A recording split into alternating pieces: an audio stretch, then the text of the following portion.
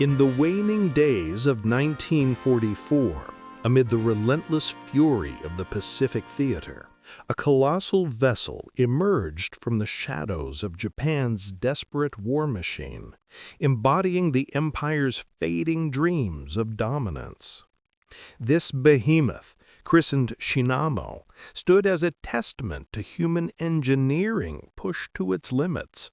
Originally conceived as a sister to the mighty Yamato-class battleships, but hastily repurposed into the world's largest aircraft carrier after the catastrophic losses at Midway exposed the vulnerabilities of surface fleets reliant on outdated doctrines.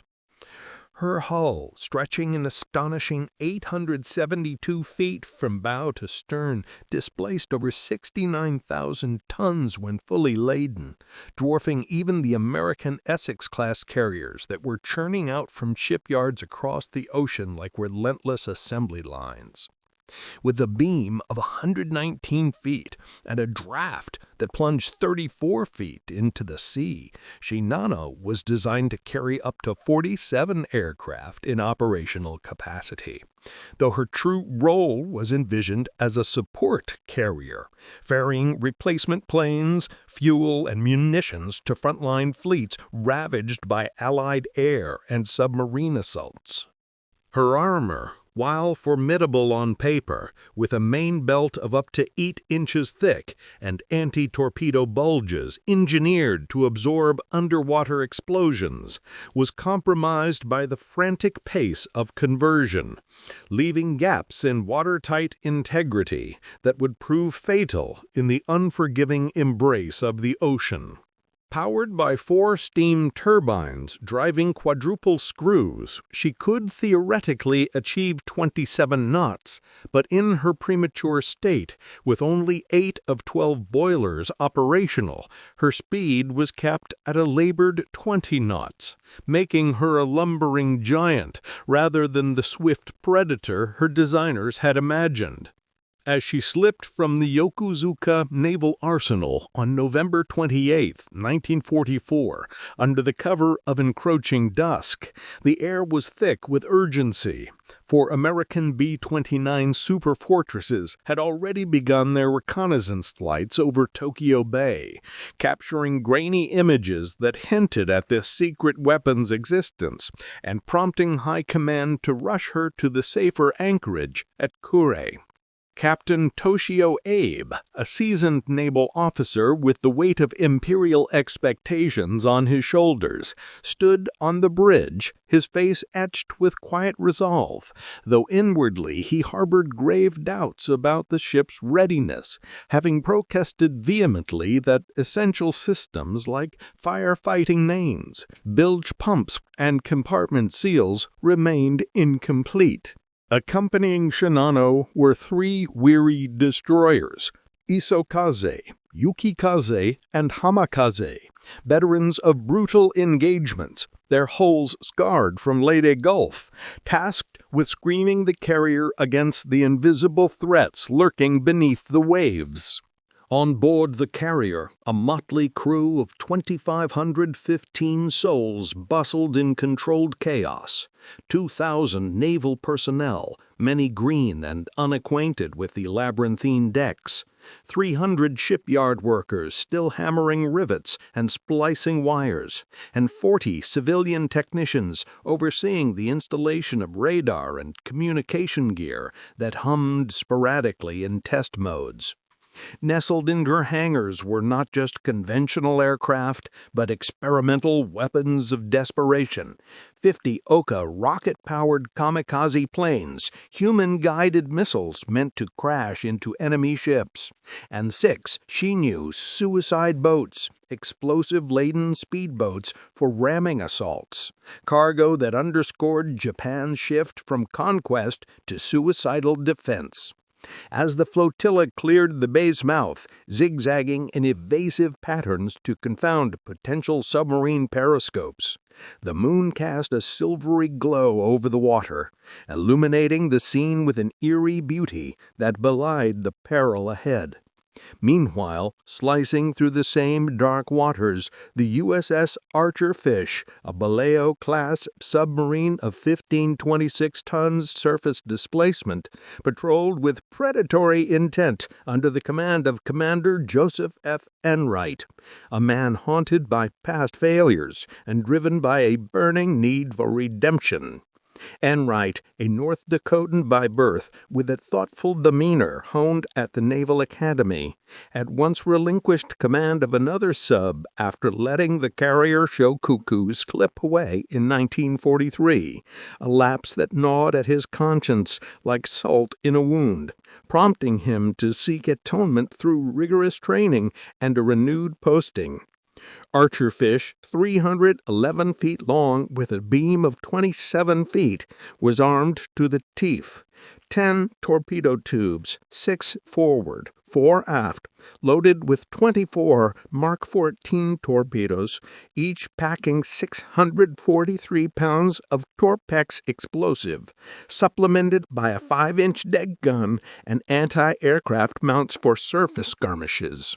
Her crew of 81 men, a tight-knit band of submariners forged in the crucible of previous patrols, operated with precision in the cramped, humid confines, where the air grew thick with the scent of diesel and sweat as they surfaced after dusk to recharge batteries and scan the horizon. At 20:48 hours, the submarine's SJ radar pinged a contact 14 miles distant, a large blip flanked by smaller ones, initially mistaken for a tanker convoy, but soon revealing its true scale through binoculars as the massive silhouette of an aircraft carrier, its flight deck a flat expanse cutting through the night.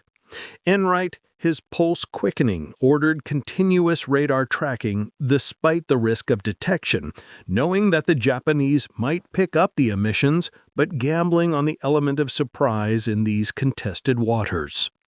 The chase began in earnest, Archerfish surging at her maximum surface speed of 20.3 knots, engine straining as Enright sketched the target's profile. A rounded bow, high freeboard, and island superstructure that didn't match known Japanese carriers, fueling speculation that this was something new and vital. Aboard Shinano, the radar pulses were detected almost immediately, setting off alarms on the bridge where Abe conferred with his officers, dismissing the lone contact as no real threat since Wolfpack tactics were the norm for American subs, and ordering his destroyers to hold formation rather than chase shadows. The carrier altered course southward, aiming to outpace the pursuer with what Abe believed was a speed advantage, unaware that mechanical gremlins were already at work, one propeller shaft overheating, forcing a reduction to 18 knots and eroding that edge. Enright, sensing the target's evasion, held his course, praying, literally, with rosary beads in pocket, that the enemy would resume its original heading, a hunch born of experience and intuition that paid off when, at 23:40 hours, Shinano swung west, only to correct back southwest at 02:56, inadvertently steering toward the submerged Archerfish, now positioning for attack. Tension mounted in the sub's conning tower as Enright dove to 60 feet, flooding tubes and setting torpedo depths to 10 feet on the Admiral's advice that shallow hits could leverage the flight deck's weight to capsize a carrier, compensating for the Mark 14's notorious tendency to run deep. Shimano's final turn exposed her broadside, a fatal mistake, as at 03:17 hours, Enright fired a spread of 6 torpedoes from 1,400 yards, the weapons streaking through the water at 46 knots toward their marks. The first struck aft, ripping into an empty aviation fuel tank and refrigeration spaces, flooding them instantly and sending shock waves through adjacent compartments where crewmen were hurled against bulkheads. The second detonated amidships, obliterating the starboard-outboard engine room, water cascading in like a tidal wave, drowning machinery and men alike in a roar of steam and screams. The third plowed into boiler room number 3, vaporizing its occupants and breaching walls to inundate rooms 1 and 7, cutting power to vital pumps as fires flickered briefly before being quenched by the influx. The fourth hammered the air compressor compartment, rupturing oil tanks and disabling Damage Control Station 2, while ammunition magazines for anti-aircraft guns began to flood, averting a catastrophic explosion, but sealing the fate of those trapped nearby. 2 more torpedoes found their marks forward, exacerbating the list as Shinano heeled 13 degrees to starboard within minutes, her incomplete seals allowing water to spread unchecked through cable runs and open hatches left by rushed construction. Chaos erupted below decks. Alarms wailed, lights flickered as generators faltered, and inexperienced sailors clashed with panicking civilians and Korean laborers who couldn't comprehend shouted orders in Japanese, turning corridors into bottlenecks of desperation. Baby, gripping the bridge rail against the tilt, ordered full speed toward Shiono Point, 65 miles distant, hoping to beach the ship. But the very momentum forced more water through the breaches, accelerating the flooding that overwhelmed bilge pumps rated for far less catastrophe. By 0400, the list reached 15 degrees, port side intakes lifting above water and halting counter-flooding efforts, while fresh water systems failed, starving remaining boilers and dropping speed to 10 knots. Desperate measures followed. Destroyers attempted towing, but cables snapped like overstressed whipcords, lashing decks and injuring crew. Deliberate flooding of port boilers briefly stabilized the list at 20 degrees, only for it to worsen as the starboard hydraulic pump room succumbed. Dawn revealed the horror. Over 1,000 men crowded the flight deck, clinging to rails as waves lapped the island, the sea claiming compartment after compartment in a symphony of groaning metal and rushing water.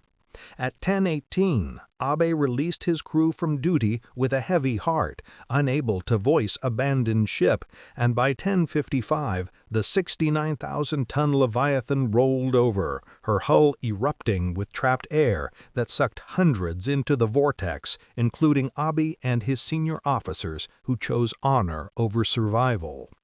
Rescue by the destroyers was selective and grim. Yukigaze's captain ordered only the calm saved, deeming the panicked unworthy, leading to more drownings amid oil-slicked waters where 1,435 souls perished, leaving 1,080 survivors haunted by the loss. Archerfish, having evaded depth charges from sonar-crippled escorts by diving deep and running silent, surfaced to cheers as a distant plume marked Shinano's grave, and right logging the kill as a 28,000-ton carrier based on estimates. Upon return to Guam on December 15, skepticism greeted the claim. No such ship was known in Tokyo Bay. But Enright's sketch and intercepted Japanese signals confirmed the impossible, the sinking of history's largest warship by a single sub, earning Enright the Navy Cross and his boat a Presidential Unit Citation. Shinano's demise, kept secret to preserve morale, symbolized Japan's hubris, a rushed conversion from battleship roots after Midway's lessons, her flaws in armor reduction from 16 to 8 inches, unsealed bulkheads and untrained crew amplifying 4 torpedo hits into apocalypse.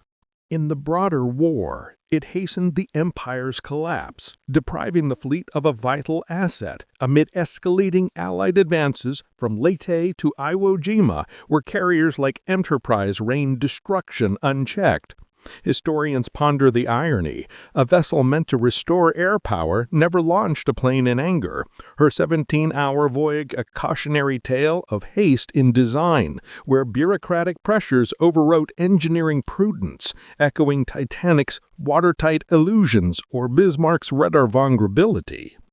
Enright's redemption arc, from self-doubt to legend, underscored submarine warfare's asymmetry, where one vessel's stealth trumped a giant's might, altering naval paradigms toward submerged threats that persist in modern doctrines.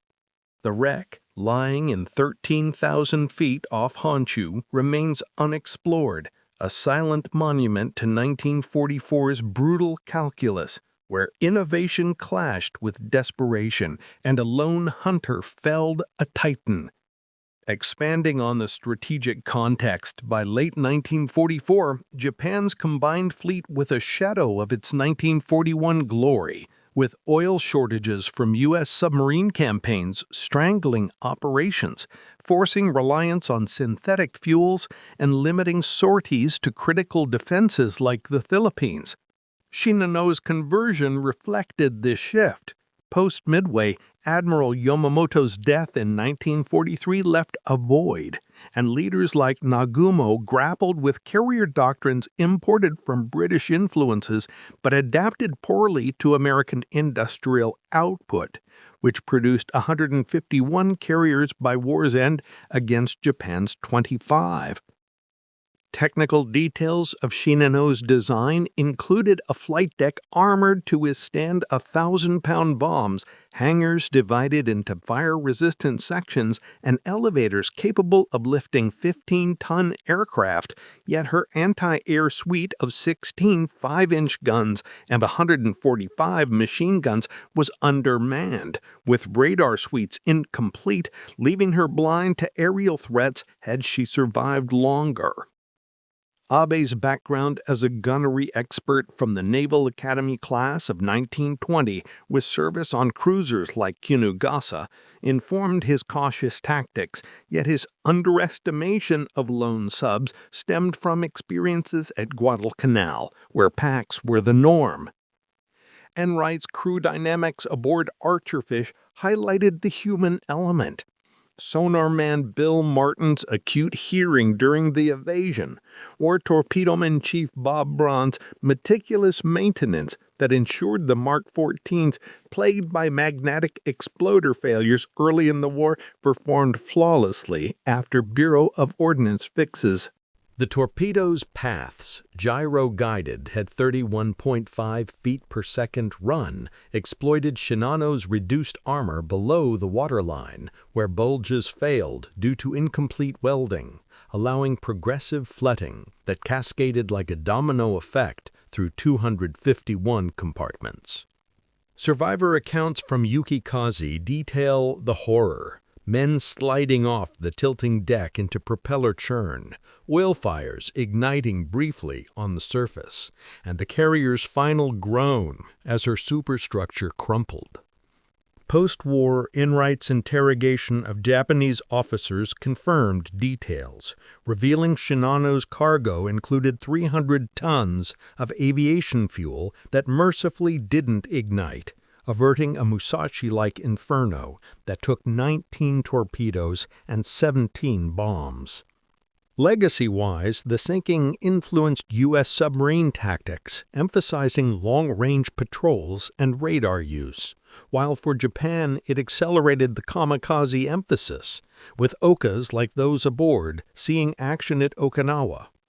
Modern parallels abound. Nuclear carriers like Nimitz-class echo Shimato's scale, but with redundant systems learned from such disasters, underscoring reliability over size. To delve deeper into the engineering flaws, Shinano's hull, laid down in May 1940 as hull number 110, underwent conversion starting June 1942, with designers like Keiji Fukuda compromising on armor to save weight for aircraft operations, reducing the main belt from Yamato's 16 inches to 8, and omitting full torpedo defense layering in favor of bulges filled with crushable tubes, which buckled under the 400-pound warhead blasts.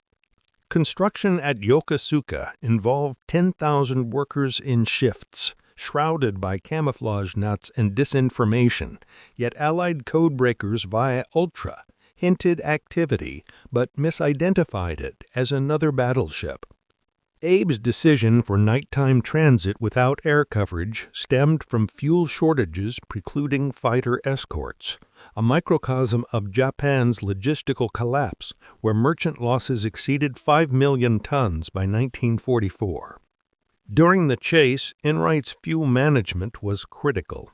Archerfish's 11,000-mile range at 10 knots allowed the pursuit, burning diesel at 0.5 tons per hour at full speed.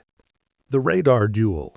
Shinano's Type 21 air search set was offline, relying on visual lookouts, while Archerfish's SJ provided 15-mile detection, a technological edge from MIT Rad Lab developments.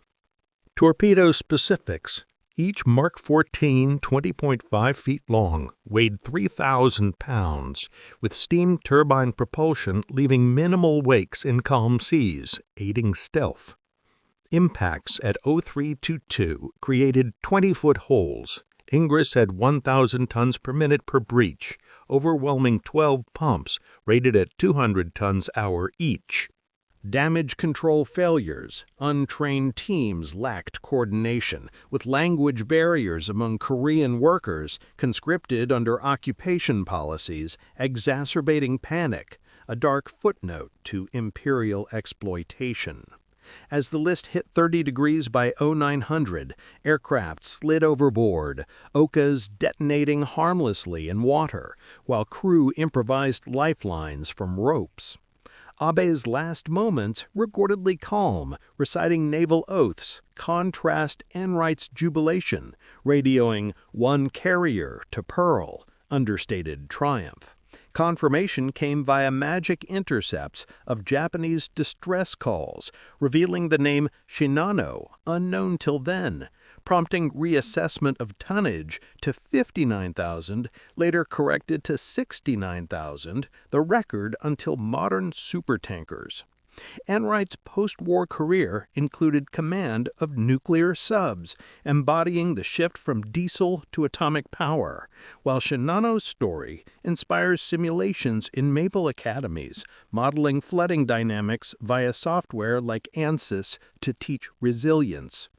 In cultural memory, films like Run Silent, Run Deep romanticize such duels, but the raw truth lies in logs, a single sub's audacity toppling an empire's pride, a pivotal whisper in World War II's roar. To expand on personal stories, consider Seaman Hiroshi Tanaka aboard Shinano, a 19-year-old from Kyoto assigned to damage control, who survived by swimming to Hamikaze, later recounting in memoirs the terror of water rising in darkness, comrades vanishing in floods. Or Lieutenant Commander Paul Summers on Archerfish, the exec who plotted the intercept, his calculations using steadimeter readings accurate to 50 yards, crucial for the 1,500-yard shot. Environmental factors: seas at force 3, winds 10 knots, visibility 10 miles under partial clouds, ideal for periscope attacks but risky for surface chases.